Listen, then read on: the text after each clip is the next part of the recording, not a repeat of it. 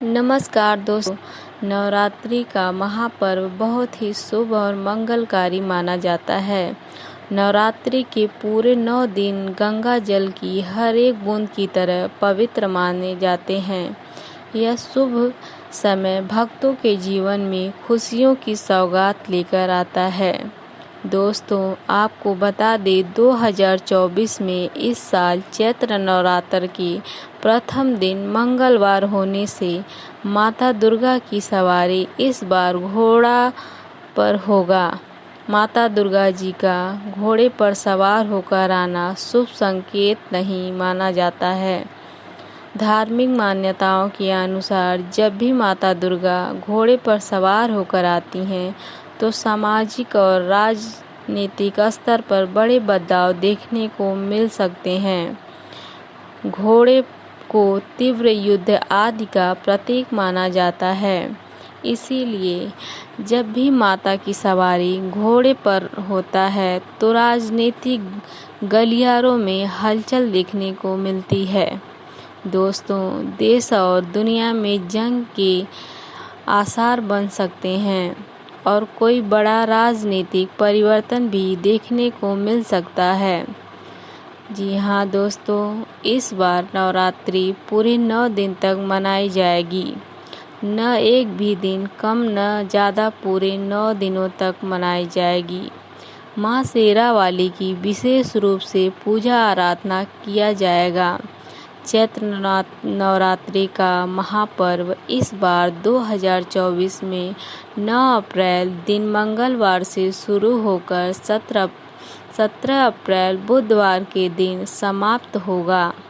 ऐसे में चैत्र नवरात्रि पर माता दुर्गा जी की कृपा पाने के लिए कलश स्थापना का शुभ मुहूर्त है। 9 अप्रैल को सुबह 6:02 से 10:16 के बीच कलश स्थापना का शुभ मुहूर्त रहेगा।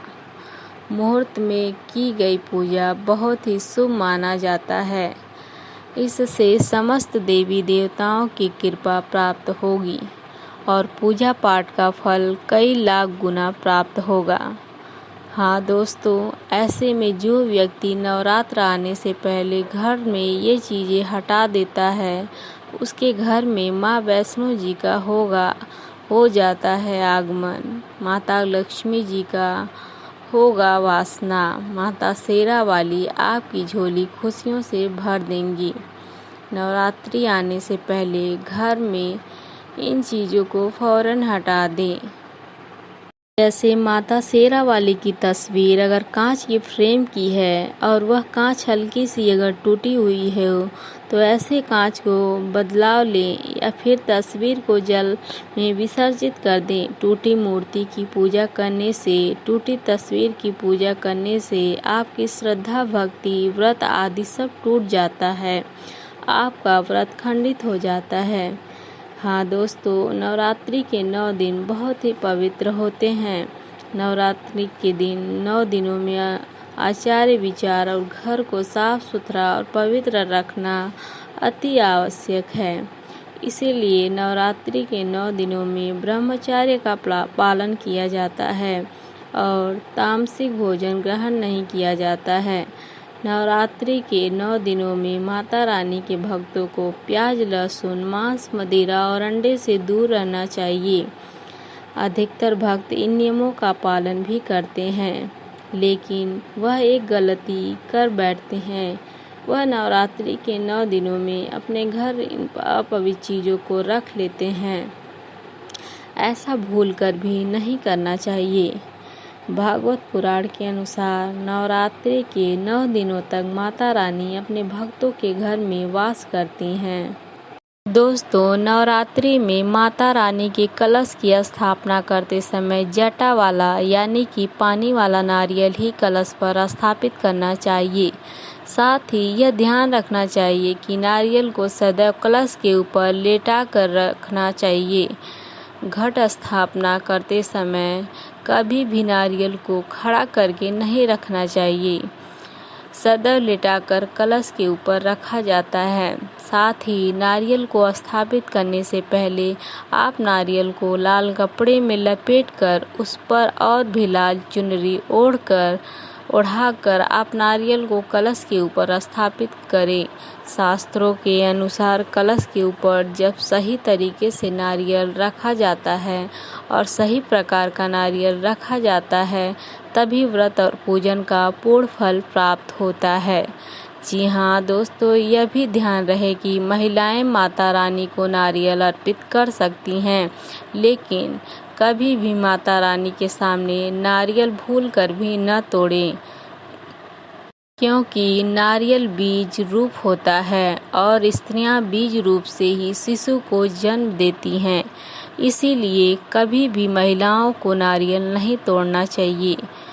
दोस्तों, नवंबर 3 लौंग हम सभी माता रानी के पूजन में इस्तेमाल करते हैं, लेकिन लौंग का इस्तेमाल करते समय एक बहुत बड़ी गलती कर बैठते हैं।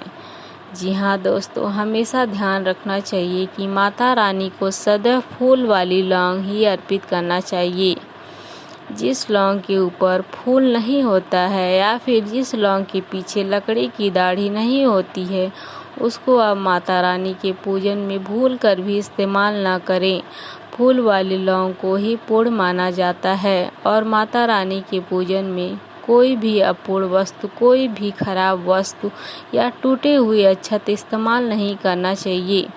इसीलिए सदैव माता रानी की पूजन में फूल वाली लौंग का ही इस्तेमाल करें।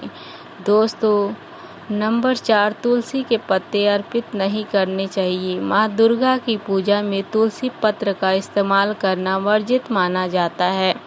तुलसी पत्र के अलावा आंवला भी माता रानी को अर्पित नहीं करना चाहिए और दूबा भी माता रानी को अर्पित नहीं करना चाहिए। दुर्गा माता श्री गणेश जी को अति प्रिय हैं। नवरात्रि में आप भगवान गणेश को पूजा दुर्गा अर्पित कर सकते हैं। भगवान विष्णु जी को तुलसी के पत्ते अवश्य अर्पित कर सकते हैं, लेकिन माता रानी को भूलकर भी तुलसी के पत्ते या दूर्वा अर्पित नहीं कर सकते हैं। माता रानी को सफ़ेद फूल भी अर्पित न करें।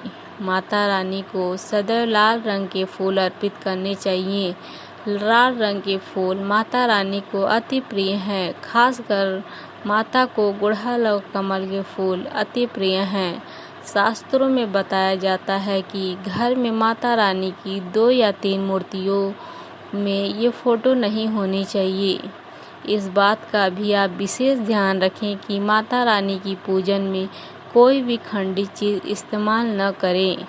ठंडी चीज़ जैसे कि चटका हुआ या टूटा हुआ दीपक या फिर चटका हुआ कोई बटन। साथ ही यह भी ध्यान रहे कि लोहे के और प्लास्टिक के बर्तन आप माता रानी के पूजन में इस्तेमाल न करें, क्योंकि प्लास्टिक के चाइनीज बर्तन इंडिया के पाउडरों से मिलकर बनते हैं।